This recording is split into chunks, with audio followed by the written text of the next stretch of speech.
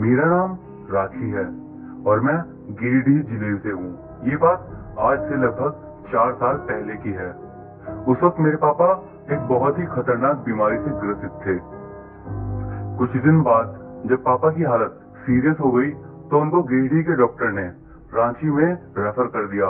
लेकिन उन्हें रांची ले जाते वक्त ही एक ऐसी घटना हो गई जिसके बारे में हम में से किसी ने नहीं सोचा था। रांची ले जाते हुए ही मेरे पापा की मृत्यु हो गई और वो हमें और इस दुनिया को छोड़कर चले गए। उसके बाद तो समय कैसे बीत रहा था बिल्कुल नहीं पता। सभी लोगों का रो रो के बुरा हाल था। पापा को गए हुए 2 दिन बीत चुके थे। पूरा घर शोक में था। किसी को यकीन ही नहीं हो रहा था कि पापा अब इस दुनिया में नहीं रहे। पापा अपने जनरल स्टोर में बैठा करते थे और अपनी दुकान से उन्हें बहुत ज्यादा प्यार था। तो 2 दिन बाद शाम का वक्त था। मेरी मौसी छत पर बैठी थी। वो अपने छोटे बेटे को दूध पिलाने के लिए लेके गई थी। वो छत पर बने एक कमरे में बैठी हुई थी। वहां पर उनके अलावा और कोई भी नहीं था। वो बेड पर बैठी हुई थी और अपने बेटे को बोतल से दूध पिला रही थी। अचानक से वो दूध की बोतल उनके हाथ से नीचे गिर गई और जब वो बोतल उठाने के लिए नीचे झुकी तो उनके होश उड़ गए। उन्होंने देखा कि बेड के नीचे मेरे पापा सर पर पगड़ी बांधे बैठे हुए हैं, बेड के एक कोने की साइड में, और वो सीधा उन्हीं को घूर रहे थे। मौसी इतना ज्यादा डर गई कि उन्होंने बोतल को वहीं पे फेंक दिया और अपने बच्चे को गोद में लेकर नीचे भाग आई। उनकी हालत डर से बहुत ज्यादा खराब हो चुकी थी। उन्होंने रोते हुए सब कुछ बताया। लेकिन इस घटना को सुनकर पता नहीं हम लोग पापा के वापस आने से खुश हुए या फिर एक अनजाने से डर से डरने लगे, ये तो मुझे आज तक नहीं पता। लेकिन ये घटना ऐसे ही बंद नहीं हुई। हर दिन घर में किसी न किसी को पापा जरूर दिखाई देते और हम लोगों को भी इतना यकीन हो गया था कि पापा मरने के बाद भी हमें नहीं छोड़ पाए हैं। इसीलिए हम लोगों ने एक पंडित को घर पे बुलाया और उनको सब कुछ बता दिया।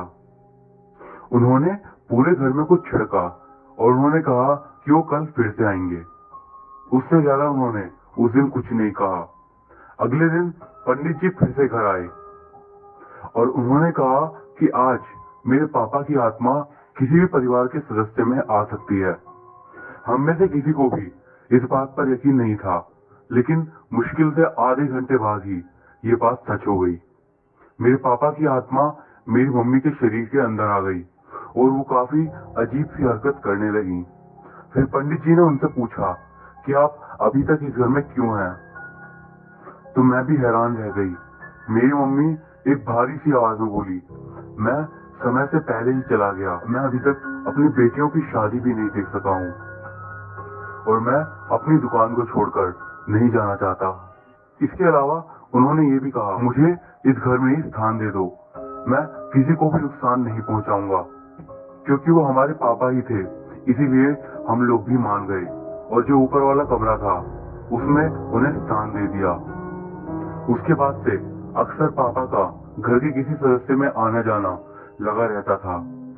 जब मेरी शादी कोलकाता में हुई तो विदाई के समय भी पापा मम्मी के शरीर के अंदर आ गए थे और खूब रो रहे थे। आज भी वो उसी कमरे में होते हैं। अब दुकान में मेरा भाई बैठता है और बाद में हमने दुकान में भी पापा को स्थान दे दिया था। ये घटना सुनने में बिल्कुल अविश्वसनीय लगती है, लेकिन है बिल्कुल हकीकत। इस पर यकीन करना है या फिर नहीं, ये मैं आपके ऊपर छोड़ती हूँ। तो दोस्तों, ये थी हमारी आज की फर्स्ट स्टोरी। अब बढ़ते हैं आज की अगली कहानी की ओर। ये स्टोरी बेसिकली एक अर्बन लेजेंड है या फिर एक मिथ है, इस बारे में कुछ भी नहीं पता।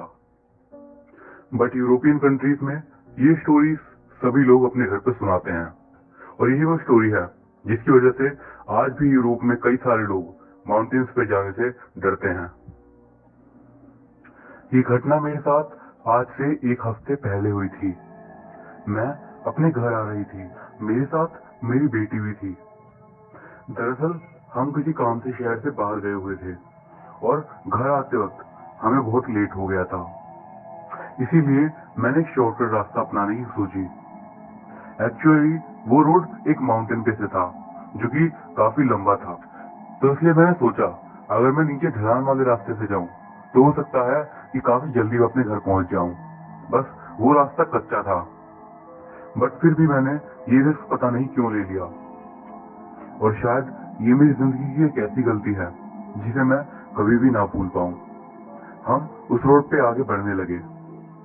रास्ता ऊपर खबर होने की वजह से गाड़ी वैसे भी ज्यादा स्पीड में नहीं चल पा रही थी। उस रास्ते पे तकरीबन 400 मीटर आगे हम आ चुके थे और उसके बाद सबसे अनएक्सपेक्टेड चीज हुई। गाड़ी के इंजन में से 2-3 बार आवाज आई और उसके बाद गाड़ी बंद हो गई। उस समय के लिए ये सबसे बुरी घटना थी। मैंने अपना मोबाइल फोन बाहर निकाला तो देखा कि वहां पे सिग्नल ही नहीं थे। माउंटेन्स की यही प्रॉब्लम है। रात के तकरीबन 11 बज रहे थे और हम एक पहाड़ के ऐसे रास्ते पे फंस चुके थे जहां से मुश्किल ही कोई गुजरता होगा। गाड़ी ठीक करने का मेरे पास कोई आइडिया नहीं था और अंधेरा हो चुका था। रोड काफी सुनसान थी और आगे तकरीबन 8 किलोमीटर कुछ भी नहीं था। इतना तो मेरे माइंड में साफ था कि हमें आज की रात इसी जगह पर बितानी होगी अपनी कार के अंदर, या फिर अगर कोई गाड़ी वाला हमें दिख जाता है तो हम उससे लिफ्ट लेकर शहर तक पहुंच जाएंगे और उसके बाद कल सुबह गाड़ी के लिए वापस आने की सोचते हैं। उस जगह पर एक ऐसी शांति थी जिसे मैं शायद ही आपको शब्दों में बयां करके बता पाऊं। मेरी बेटी पीछे वाली सीट पर सो गई थी। मैं भी ड्राइविंग सीट पर गाड़ी के शीशे चढ़ाकर सोने की कोशिश ही कर रही थी, लेकिन मेरी आंखें बंद होती और थोड़ी ही देर में खुद से खुल जाती, मानो मुझे कुछ अजीब सी फीलिंग आ रही थी। मैंने एक बार फिर से अपनी आंखें बंद करी और मुझे तभी अचानक से एक अजीब सी आवाज आई। आवाज किस तरीके की थी शायद बता पाना मुश्किल था। वो आवाज मतलब बहुत ही ज्यादा फटी फटी सी लग रही थी और भारी टाइप की भी। वो आवाज क्या थी ये तो मुझे बिल्कुल भी समझ नहीं आ पा रहा था। एक बार को तो मुझे लगा कि मैं सपना देख रही हूँ, लेकिन धीरे धीरे ये आवाज हमारे पास आते जा रही थी और मैंने अब अपनी आंखें भी खोल ली थी।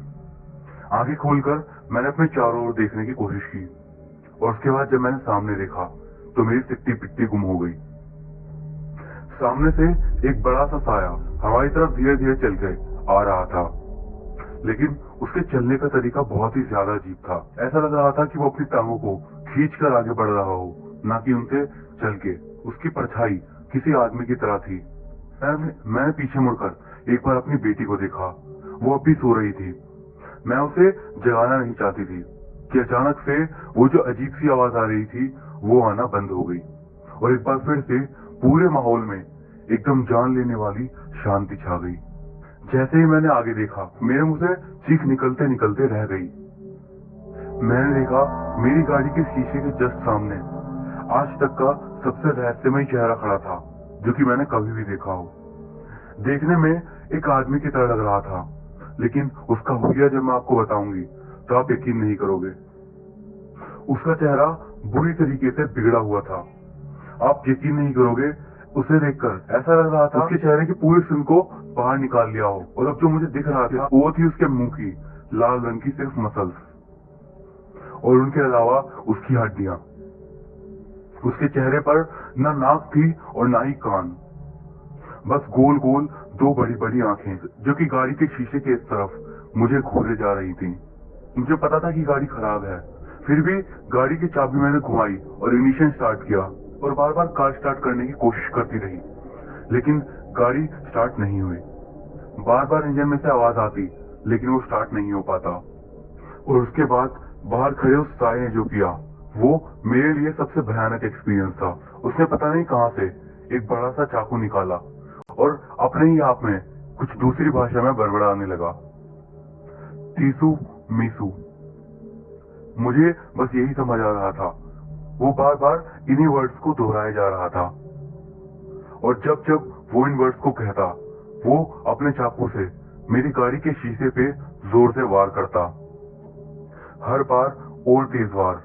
मैं बहुत ज्यादा डर चुकी थी, फिर भी गाड़ी स्टार्ट करने की कोशिश लगातार करी जा रही थी। आंसू आंखों में से लगातार बह रहे थे और अचानक से एक जोरदार आवाज के साथ मेरी गाड़ी का शीशा टूट गया।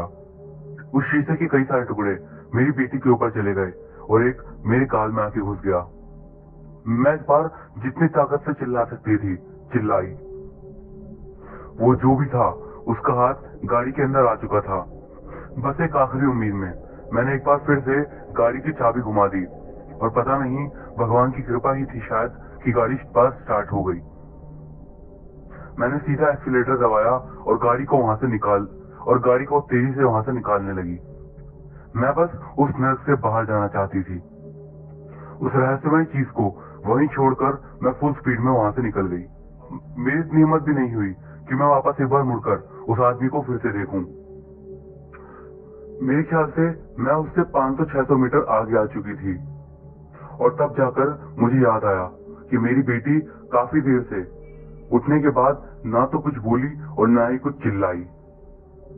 जब मैंने पीछे मुड़कर देखा तो सच में एक डर की लहर मेरे अंदर तेजी से दौड़ गई। मेरी बेटी का मुंह नीचे फ्लोर की तरफ था और वो धीरे धीरे कुछ बड़बड़ा रही थी। और जब मैंने थोड़ा ध्यान से सुना तो उसकी आवाज मुझे सुनाई दी, टीसू मीसू। जैसे ही उसने अपना मुंह ऊपर किया मेरी हालत बहुत ज्यादा खराब हो गई। उसकी आंखें उल्टी हो चुकी थी। उसकी आंखों की जगह पे सिर्फ सफेद रंग दिख रहा था। वो अपने दांत आपस में बहुत जोर से खटखटा रही थी। उसका चेहरा मानो अचानक से बिल्कुल बदल गया था। वो मेरी बेटी लग ही नहीं रही थी। धीरे धीरे अजीब सी आवाज में उसने घुर्राना शुरू कर दिया और बार बार उन्हीं वर्ड्स को बोलना स्टार्ट कर दिया। मेरी हालत बहुत ज्यादा खराब हो गई थी। मुझे नहीं पता मैंने कैसे उस वक्त ड्राइव करी, फिर भी जैसे तैसे मैं शहर तक पहुंच गई और मेरी बेटी पीछे ड्राइविंग सीट पर यही सब हरकतें करती रही। शहर में एंटर करते ही घर जाने के बजाय मैं एक चर्च के पास आई और चर्च के साइड में मैंने गाड़ी लगा के अपनी बेटी को गोद में लेकर सीधा चर्च के अंदर गई। तब जाकर मैं जोर से रोने और चिल्लाने लगी। एक बूढ़े फादर निकल कर आए और उन्होंने पूछा कि क्या हो गया है। मैंने उन्हें सब बता दिया जो भी मेरे साथ हुआ। उन्होंने एक बार मेरी बेटी को देखा और उसके बाद उसे अपनी गोद में लिया और उसके बाद उसे अंदर ले जाकर चर्च के ऑल्टर पे लिटा दिया। जब मैं ये सब देख रही थी मेरी आंखों से आंसू निकल ही जा रहे थे। उन्होंने क्रॉस मेरी बेटी के माथे पे रखा और उसके बाद लैटिन में प्रेयर्स पढ़ने लगे। उन्होंने कहा कि हमें उस रात वहीं पर रुकना पड़ेगा और मेरी बेटी इतनी ज्यादा खतरनाक सी हो गई थी कि उसे रात भर के लिए बेड पर बांधना पड़ गया। उसके हाथ में हाथ लिए फादर काफी देर तक प्रार्थना करते रहे। काफी देर तक ऐसा ही रहा और उसके बाद आखिरकार वो हार के मेरे पास आए और उन्होंने कहा मेरी बेटी शैतान की कब्जे में आ चुकी है और उन्हें अब एक्सोर्सिज्म करना पड़ेगा। और उन्होंने साथ ही साथ ये भी कहा कि अगर ये एक्सोर्सिज्म 49 दिनों के अंदर नहीं हुआ तो वो कभी भी पहले जैसे ठीक नहीं हो पाएगी और हमेशा के लिए ऐसी ही रह जाएगी। उस दिन के बाद से अगले 4 दिनों तक मेरी बेटी पे एक्सोर्सिज्म किया गया, लेकिन मेरी बेटी ठीक नहीं हो पाई। इस बात का मुझे बहुत ज्यादा दुख है। अब वो जिंदा तो है लेकिन ऐसा लगता है कि वो मेरी बेटी है ही नहीं। वो मुझे ऐसे घूरती है कि मुझे डर लगने लगता है। मुझे बस अपनी बेटी चाहिए, पर अब शायद ही ऐसा हो। बस आपसे यही कहना है कि अगर आप कभी भी पहाड़ों के रास्ते से जा रहे हो तो बस कुछ भी हो जाए गाड़ी भूल कर भी मत रोकिएगा। मैं पछता रही हूँ, नहीं चाहती कि आप भी पछताओ। दोस्तों, अब बढ़ते हैं आज की अगली कहानी की ओर।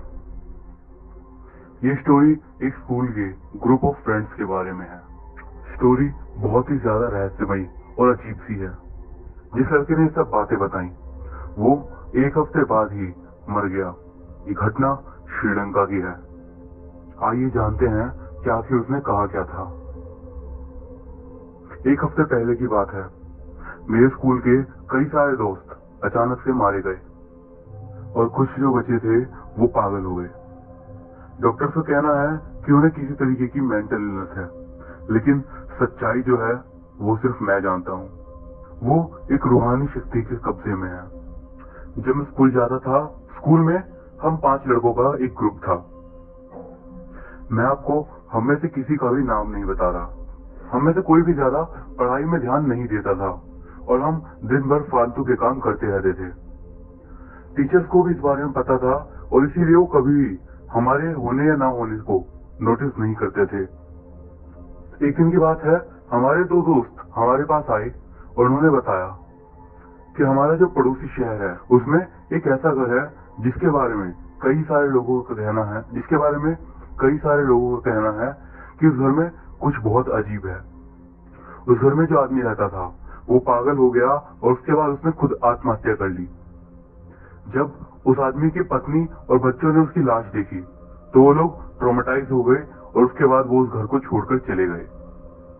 ये घटना लगभग 8 साल पुरानी है और तब से लेकर अब तक वो घर बिल्कुल खाली है। ये बातें सुनकर हमारा बहुत ज्यादा मन करने लगा कि हम एक बार उस घर में जरूर जाएं, और हमने किया भी कुछ ऐसा ही। अगले दिन हम सभी लोगों ने लंच के बाद स्कूल बंक कर दिया और उसके बाद हम सभी लोग अपनी अपनी साइकिल से उस शहर की तरफ चल दिए। वो शहर ज्यादा दूर नहीं, हमसे बस 15 किलोमीटर की ही दूरी पे होगा। जब हम उस जगह पे पहुंचे तो हमें एक बहुत ही बड़ा सरप्राइज मिला। वो घर बिल्कुल नॉर्मल घरों की तरह दिखता था।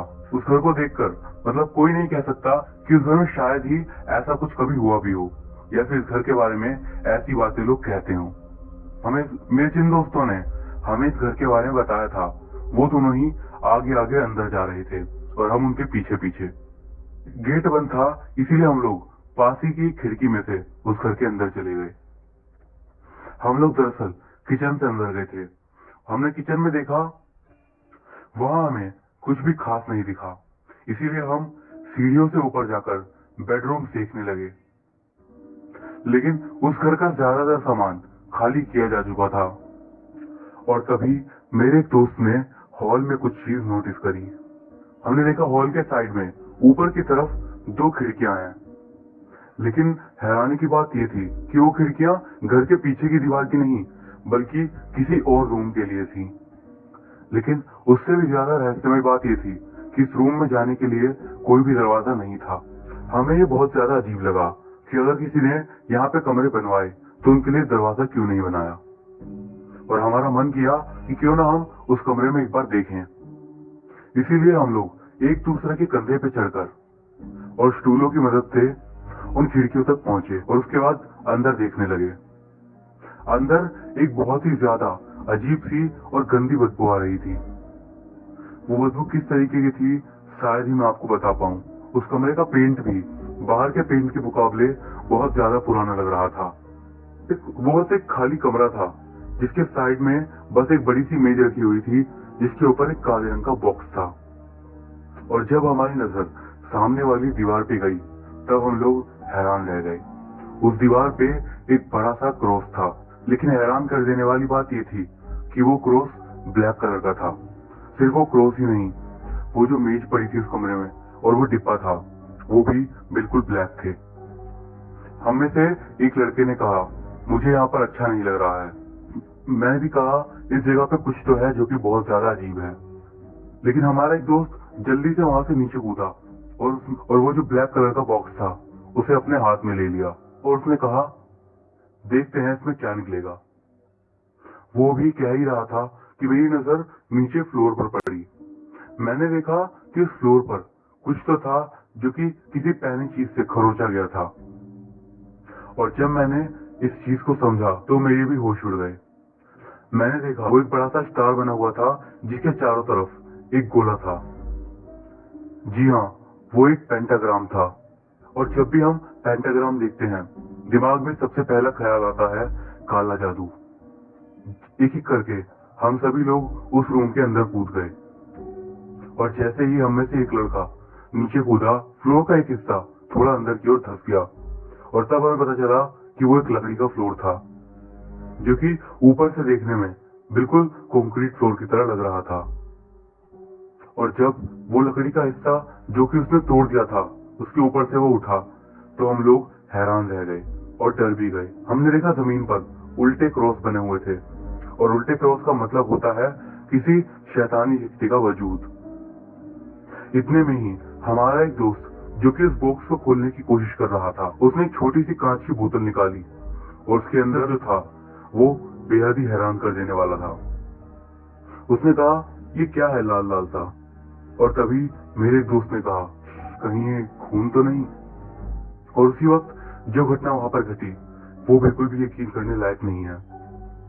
वो जो ब्लैक कलर का क्रॉस लगा हुआ था दीवार पे, वो अचानक से जलने लगा और देखते ही देखते आग धीरे धीरे फैलती जा रही थी। हम सभी लोग बहुत ज्यादा डर गए थे, लेकिन हम लोगों ने पहले ही एक रस्सी उस साइड से नीचे फेंक दी थी ताकि हम वापस चढ़ पाए। हम चारों फौरन ही ऊपर चढ़ गए और एक एक करके निकलने लगे। लास्ट में मैंने और मेरे एक दोस्त ने देखा कि हमारा वो दोस्त जिसने वो डिब्बा खोला था वो अब भी वहां पे खड़ा हुआ था और नीचे जमीन की ओर देखा जा रहा था। उसके हाथ में वो बोतल अब भी थी और उसका हाथ मानो एकदम से कांप रहा था।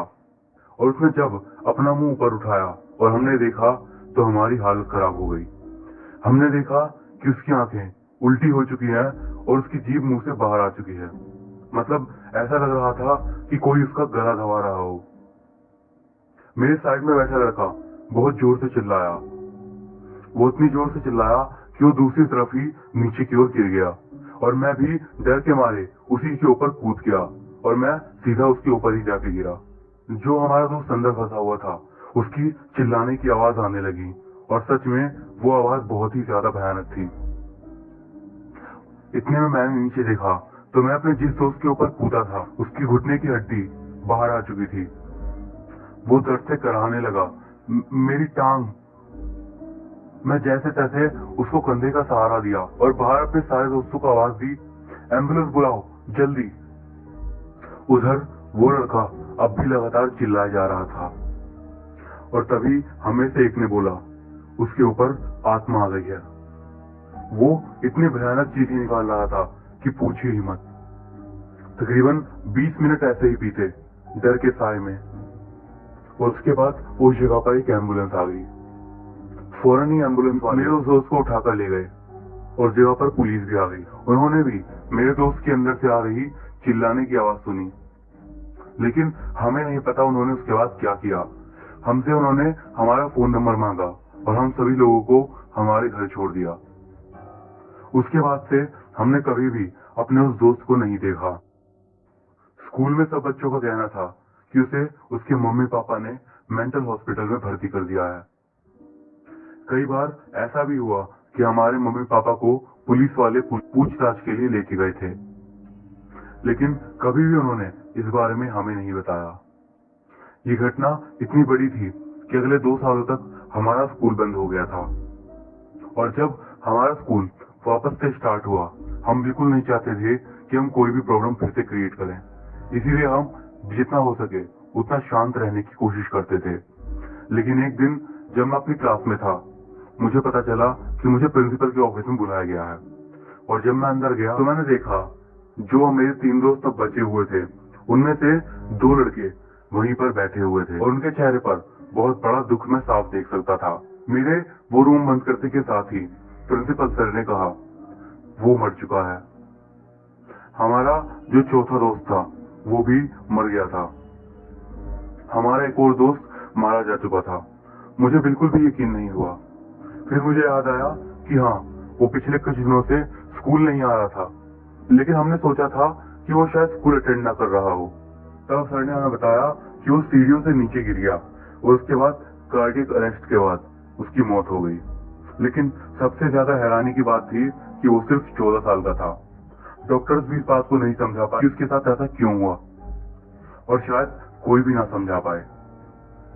बचे हुए हम 3 लड़कों ने बिल्कुल रोते हुए दिल के साथ प्रिंसिपल ऑफिस से बाहर निकले। अपने 5 दोस्तों के ग्रुप में से अब बस हम 3 लोग बच रहे थे। हमने एक दूसरे से कुछ भी नहीं कहा, शायद कुछ कहने के लिए बचा ही नहीं था। हमारे चेहरे पे जो डर था वही सब कुछ कह रहा था। उसके बाद मेरे मम्मी पापा को वहां पे मुझे रखना सही नहीं लगा और उन्होंने मुझे मेरे मामा के घर पे भेज दिया। 3 महीने वहां रहने के बाद जब मैं वहां वापस आया तो मुझे मेरा कोई भी दोस्त नहीं मिला। वो दोनों मुझे वापस आने के बाद से नहीं मिले। एक दिन की बात है, मुझे मार्केट में मेरे एक दोस्त की बहन मिली और जैसे ही उसने मुझे देखा उसकी आंखों से आंसू गिरने लगे और उसने मुझे बताया कि उसका भाई अब मर चुका है और मेरे अलावा जो बस आखिरी दोस्त बचा था वो पागल हो चुका है। उसने बताया कि उसका जो भाई था वो रात में ये कहकर कमरे में गया कि वो सोने जा रहा है और उसके बाद जो खौफनाक नजारा उसके कमरे में सुबह देखने को मिला वो बहुत डरा देने वाला था। उसने अपने सर के बाल छील लिए थे और उन बालों को छत के पंखे पे चिपका दिया और उसके बाद खुद रस्सी डालकर अपने आप को फांसी लगा दी। उससे भी ज्यादा डरावनी बात ये थी, उसने अपनी एक आंख में एक पेंसिल घुसा रखी थी और उसने सुई से अपना ही मुंह आधा सिल रखा था। ये बातें सुनकर ही मुझे इतना ज्यादा डर लगने लगा कि पूछे ही मत। रही बात एक आखिरी दोस्त की, वो बिल्कुल पागल हो गया और एक दिन सड़क पर बिना कपड़ों के घूमने लगा। जो भी उसके सामने आया वो एकदम शैतानी हंसी हंसने लगा, यहाँ तक कि वो अपनी आंखें बंद नहीं कर रहा था। और जब सब लोगों ने ध्यान से देखा तो पता चला कि उसने अपनी आंख के ऊपर की खाल फाड़ रखी थी, जिस वजह से उसकी आंखें बंद नहीं हो पा रही थी। और उस वक्त मुझे पता चला कि अब बस हम पांचों में से मैं ही हूं जो कि ठीक बचा हुआ है और मेरे साथ भी कुछ ना कुछ बुरा होने ही वाला है। मैं ये सब बता रहा हूँ, हो सकता है कुछ टाइम बाद ही मैं मर भी जाऊं और ये सब स्टार्ट भी हो चुका है। पिछले 3 दिन से मुझे एक अजीब सा बुखार चढ़ रहा है जो कि खुद ही चढ़ता है और खुद ही उतर जाता है। मेरा कुछ भी खाने या पीने का मन नहीं करता। ऐसा लगता है कि बस छाती के अंदर कुछ तो है जो कि अचानक से बाहर आ जाएगा। बस ऐसा लग रहा था कि अब मैं मौत के दरवाजे पर हूँ। मेरी आंखों का सफेद वाला हिस्सा भी धीरे धीरे काला होता जा रहा था। मुझे बहुत ज्यादा दर्द होने लगा था। मुझे इस बात से फर्क नहीं पड़ता था कि मैं जिंदा बचूं या फिर मर जाऊं। मुझे बस इस दर्द से छुटकारा चाहिए था। मैं बस चाहता था कि ये सब जो मेरे साथ हो रहा है ये सब बंद हो जाए। और एक रात मैंने सपना देखा, एक ऐसा सपना जो कि बहुत ही भयानक था। मैंने देखा मेरा वो दोस्त जिसने सबसे शुरू में वो काला डिब्बा खोला था वो मेरे सपने में आया। उसका शरीर बिल्कुल गायब था, बस हड्डियां और थोड़ी सी बची हुई खाल।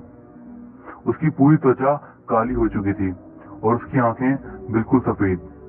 इतना डरावना लग रहा था वो कि पूछिए ही मत। और उसने मेरे पास आके मेरे कान में धीरे से कहा, बस तुम ही हो। मैंने पता नहीं कैसे हाँ में उत्तर दिया, बस तुम ही हो जिसे पता है कि उस दिन वहां पे क्या हुआ था। मैंने कहा हाँ, और उसके बाद उसने कहा तुम्हें हमारे साथ आना होगा, तुम्हें हमारे साथ ही रहना होगा। और मैंने उससे धीरे से पूछा तुम कहाँ पे रहते हो। इस पर उसका जवाब था तुम्हें पता है हम कहाँ पे हैं, नर्क में, और तुम्हें भी यहीं आना होगा।